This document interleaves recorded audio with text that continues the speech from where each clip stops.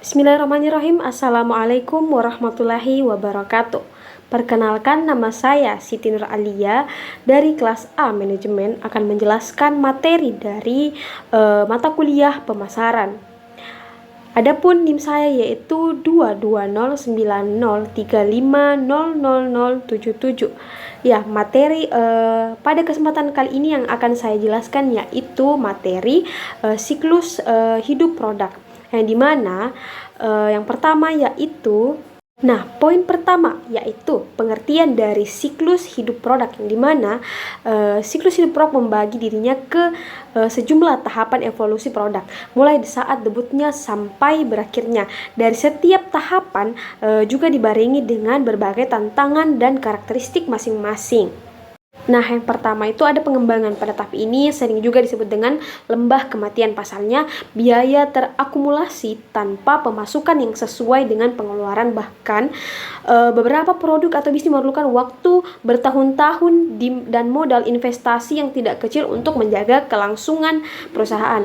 Nah, karena tahap ini memiliki risiko yang tinggi, sumber pendanaan eksternal menjadi tidak banyak. Padahal perusahaan kerap melakukan penelitian atau pengembangan produk dari pemasukan yang dihasilkan dari produk yang dijual saat ini. Nah, biasanya dalam perusahaan rintisan, dana yang ada bersumber dari kantong pribadi wirausahawan.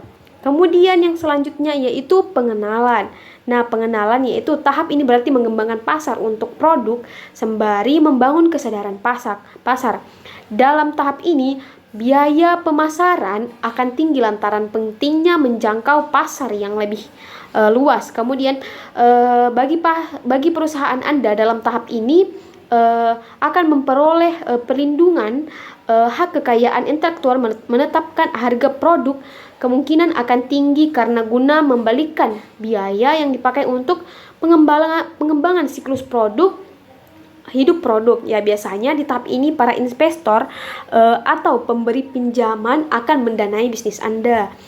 Kemudian selanjutnya yaitu pertumbuhan. Ya, pertumbuhan sendiri, produk Anda sudah diterima oleh pasar saat tahap ini. Kemudian perusahaan pun akan berusaha untuk menambah pangsa pasar, ya, yang dimana khususnya itu produk-produk yang inovatif, kreatif. Persaingan akan terbilang kecil dan harga produk Anda bisa tetap di level tertinggi.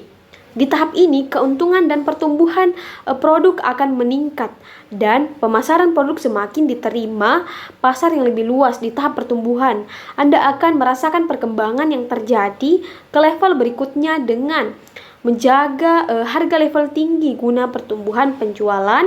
Yang pertama itu guna menjaga harga level tinggi guna pertumbuhan penjualan, kemudian menjaga kualitas produk atau menambah layanan. Kemudian yang ketiga, pemasaran yang ditargetkan ke pasar lebih luas untuk menambah pangsa pasar. Kemudian poin yang keempat yaitu menambah distribusi dan mencari cara agar konsumen bisa mendapatkan produk Anda dengan lebih mudah lagi. Kemudian yaitu kematangan.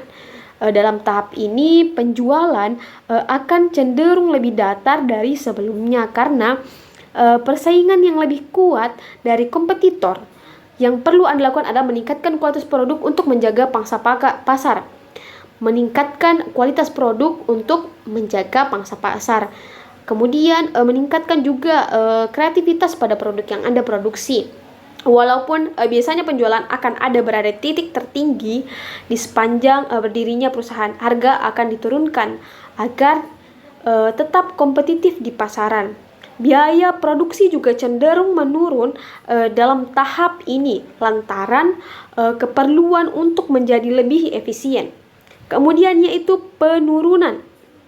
Penurunan sendiri inilah yang perlu diwaspadai, yaitu produk Anda sudah mencapai tahap ini. Ini bisa jadi lantaran kebosanan pasar atau kebosanan pada konsumen yang menggunakan produk Anda. Kemudian kebutuhan konsumen yang berubah dan persaingan yang semakin sulit di pasar. Adapun beberapa opsi yang bisa Anda lakukan jika menginjak tahap penurunan, yaitu menghentikan penjualan produk apabila tidak bisa berinovasi, berkreatif dalam produk yang Anda buat. Kemudian menjual hak produksi ke perusahaan lain yang bisa lebih bersaing.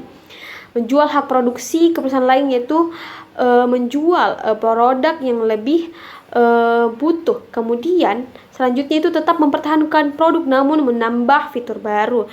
Ya, yang dimaksud sini yaitu menambah kreativitas dengan inovatif pada produk, menambahkan nilai pada produk yang kita produksi. Kemudian mencari kegunaan yang benar-benar baru dari produk. Selain produknya menarik, juga memiliki manfaat dan bisa digunakan dalam jangka waktu yang panjang, itu membuat produk kita banyak diminati oleh konsumen.